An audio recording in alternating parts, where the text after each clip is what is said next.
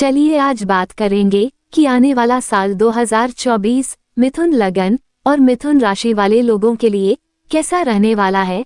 ये वीडियो आप अपने लगन से भी देख सकते हैं और अपनी राशि से भी देख सकते हैं। जिन लोगों के भी लगन में 3 नंबर लिखा है उनका मिथुन लगन है, और जहां पर भी आपका चंद्रमा स्थित है यदि उस घर में 3 नंबर लिखा है तो आपकी मिथुन राशि है।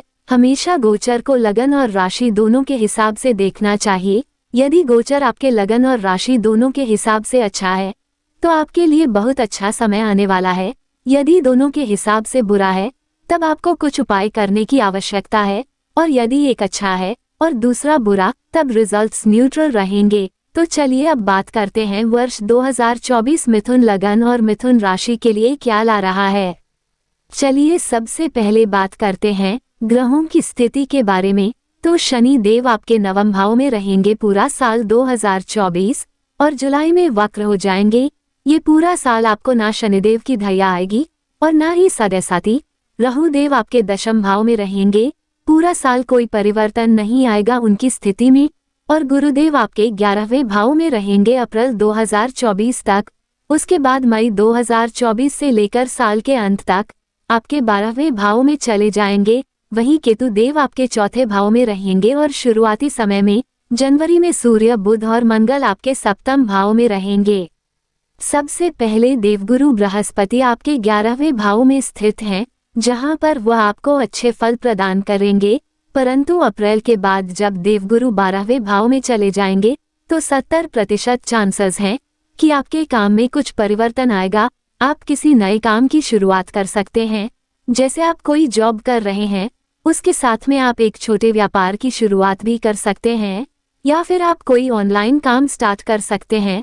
मई 2024 के बाद आपका कोई ना कोई एक्स्ट्रा इनकम का सोर्स अपनी लाइफ में ऐड करने का योग बन रहा है। अगर आप कोई नौकरी कर रहे हैं तो मई 2024 के बाद से मेंटली आपका मन वहां लगना बंद हो जाएगा और आपके दिमाग में यही चलता रहेगा कि क्या आपको कुछ और काम करना चाहिए। आप ऐसा सोचेंगे और आप ऐसा इम्प्लीमेंट भी कर सकते हैं। इसलिए हो सकता है कि मई से लेकर अक्टूबर या नवंबर तक आपकी नौकरी में परिवर्तन आ जाए, खासकर उन लोगों की जॉब में जो मैनेजमेंट लाइन में हैं, बैंकिंग में हैं, डॉक्यूमेंट्स से या काउंसलिंग से रिलेटेड कोई काम करते हैं, उनकी जिंदगी में परिवर्तन आ सकता है मई 2024 के बाद। इसके अलावा जब भी गुरुदेव 12वें घर में गोचर करते हैं तो आपके खर्च बढ़ा देते हैं, इसलिए आपको अपने खर्चों पर ध्यान रखना होगा मई 2024 के बाद। और दोस्तों 2024 में फरवरी के महीने में बुध देव जो कि आपके लग्नेश हैं अष्टम भाव में गोचर करेंगे केवल 1 महीने के लिए।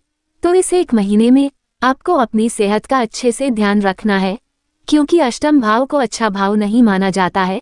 तो इस समय आपको अपनी त्वचा का भी ध्यान रखना है, अपनी सेहत का भी ध्यान रखना है और इन्फेक्शन का भी ध्यान रखना है, क्योंकि बुध देव त्वचा और इन्फेक्शन से रिलेटेड परेशानियां देते हैं यदि वह अष्टम भाव में गोचर कर रहे हो। तो 15 फरवरी के बाद अप्रैल के महीने तक सूर्य देव आपके 11वें भाव में उच्च के होकर विराजमान होंगे, यानी कि मिड फरवरी से लेकर मिड मई तक आपको गवर्नमेंट सेक्टर में फायदा मिल सकता है। आपका नेम और फेम बढ़ सकता है।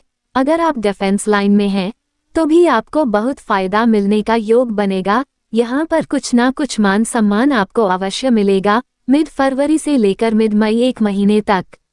शनि देव आपके 9वें भाव में विराजमान हैं, अपने खुद के घर में बैठे हैं, भाग्य के घर में बैठे हैं। बहुत अच्छी स्थिति है। मई के महीने तक शनि देव मार्गी रहेंगे।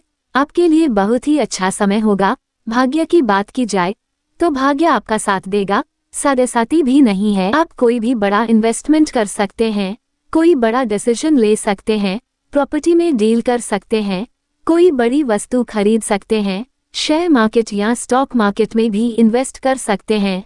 सभी प्रकार से शनि देव आपके भाग्य को चमका देंगे। परंतु यदि आपकी कुंडली में ही शनि देव की स्थिति बहुत खराब है तब ये गोचर आपको इतने अच्छे फल नहीं देखा, अन्यथा ये गोचर आपके लिए बहुत अच्छा फल लेकर आ रहा है। परंतु दोस्तों मई के बाद शनि देव वक्री हो जाएंगे और आपको अष्टम भाव का फल भी देने लग जाएंगे, क्योंकि वक्री ग्रह पिछले घर का फल भी देता है। और जब शनि देव अष्टम भाव का फल देंगे तब आपको थोड़ा सा सावधान रहना है अपनी सेहत को लेकर, और इस समय आपको कोई भी बड़ा फैसला बिना सोचे समझे नहीं लेना है, सोच समझकर ही किसी भी डिसीजन को लें। अब बात करते हैं राहु देव के गोचर की। राहु देव 18 महीने के बाद राशि परिवर्तन करते हैं। 30 अक्टूबर 2023 को राहु देव आपके 11वें भाव को छोड़कर आपके दशम भाव में आ जाएंगे और यहाँ पर अगले 18 महीने तक रहेंगे। तो पूरा 2024 राहु देव आपके दशम भाव में रहेंगे। और दोस्तों, जब भी राहु देव दर्शन भाव में आते हैं तो भ्रम पैदा करते हैं। 99% चांसेस है कि आपके वर्क प्लेस में कोई ना कोई परिवर्तन आएगा, या तो आप नौकरी बदल सकते हैं, या आपका ट्रांसफर हो सकता है, या आप स्थान बदल सकते हैं। अगर ऐसा नहीं होता तब भी हो सकता है कि आपकी जॉब में आपकी बिल्डिंग बदल जाए, आपकी सीट बदल जाए। कुछ ना कुछ परिवर्तन आपके काम में आएगा ही आएगा 2024 में। केतु देव आपके चौथे भाव में रहेंगे जनवरी से मार्च तक। यदि आप किसी लव रिलेशनशिप में हैं तो कई इश्यूज क्रिएट हो सकते हैं, खासकर 15 जनवरी से पहले, क्योंकि शुक्र देव रहेंगे आपके छठे भाव में, और कोई 10 फरवरी के बाद, क्योंकि शुक्र देव आपके अष्टम भाव में आ जाएंगे मार्च के महीने तक। उसके बाद सब कुछ अच्छा है। तो आपको केवल मार्च तक अपने लव रिलेशनशिप में पेशेंस रखनी है और लड़ाई झगड़ा से बचाना है। और दोस्तों, केतु देव चौथे भाव में है। चौथा भाव सुख का होता है, लग्जरीज का होता है। इसलिए यदि आप कोई भी बड़ी डील करते हैं, कोई घर खरीदने हैं या गाड़ी खरीदने हैं या जमीन खरीदने हैं, तो केतु देव उसमें अनसैटिस्फैक्शन ले आते हैं। आप जो भी खरीदेंगे आप उससे कुछ समय के लिए अनसैटिस्फाइड रहेंगे। आपको लगेगा कि कुछ कमी रह गई है, परंतु कुछ समय के बाद सब ठीक हो जाएगा। बाद में आप खुश हो जाएंगे, क्योंकि शनि देव आपके भाग्य स्थान पर हैं। अगर आप चाहते हैं 2024 आपके लिए और अच्छे फल लेकर आए, तो आपको कुछ उपाय करने होंगे। तो चलिए अब बात करते हैं कि उपाय क्या करें। तो बुध देव आपके लग्नेश हैं, इसलिए रोजाना उनके बीज मंत्र का 108 बार पाठ करें। ओम वो बुधाया नमः। इसके अलावा गणेश भगवान जी की पूजा करें, प्रतिदिन सूर्य देव को जल अर्पित करें और प्रतिदिन हनुमान चालीसा का पाठ करें। अगर ये वीडियो अच्छी लगी हो तो हमारे साथ बने रहिए और चैनल को लाइक, शेयर और सब्सक्राइब करिए। धन्यवाद।